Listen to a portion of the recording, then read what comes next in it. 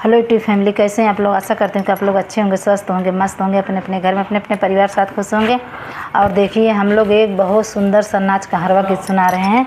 आप लोग सुनिएगा और चैनल को लाइक सब्सक्राइब कमेंट जरूर करिएगा और बताइएगा हम दोनों लोग का गाना आप लोग को कैसा लगा। साँझे बोल चिरई सबेरे बोल मोरवा कोरवा छोड़ी दा बालमा, कोरवा छोड़ी दा बालमा, भैले भोर भीनु सरवा कोरवा छोड़ी दा बालमा, भैले भोर भीनु सरवा कोरवा छोड़ी दा बालमा।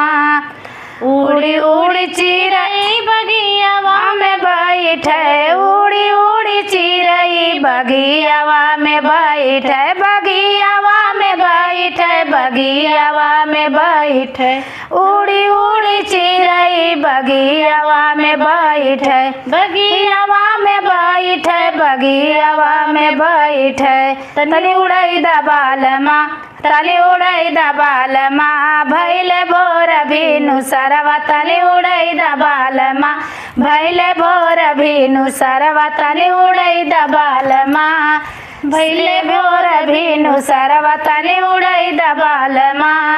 साँझे बोल चिरई सबेरे बोल मोरवा कोरवा छोड़ी दा बालमा, कोरवा छोड़ी दा बालमा, भैले भोर भीनु सरवा कोरवा छोड़ी दा बालमा, भैले भोर भीनु सरवा कोरवा छोड़ी दा बालमा।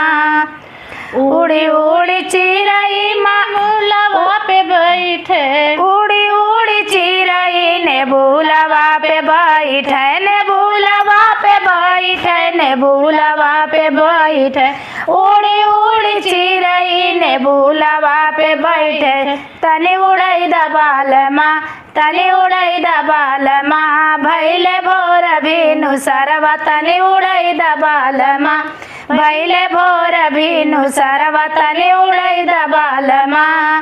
साँझे बोल चिरई सबेरे बोल मोरवा कोरवा छोड़ी दा बालमा, कोरवा छोड़ी दा बालमा, भैले भोर भीनु सरवा कोरवा छोड़ी दा बालमा, भैले भोर भीनु सरवा कोरवा छोड़ी दा बालमा।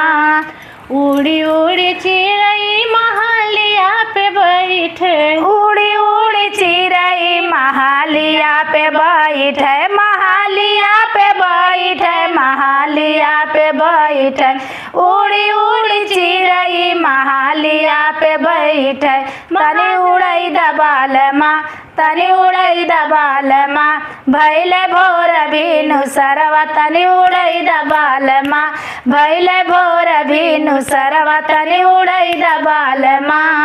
साँझे बोल चिरई सबेरे बोल मोरवा कोरवा छोड़ी दा बालमा, कोरवा छोड़ी दा बालमा, भैले भोर भीनु सरवा कोरवा छोड़ी दा बालमा, भैले भोर भीनु सरवा कोरवा छोड़ी दा बालमा।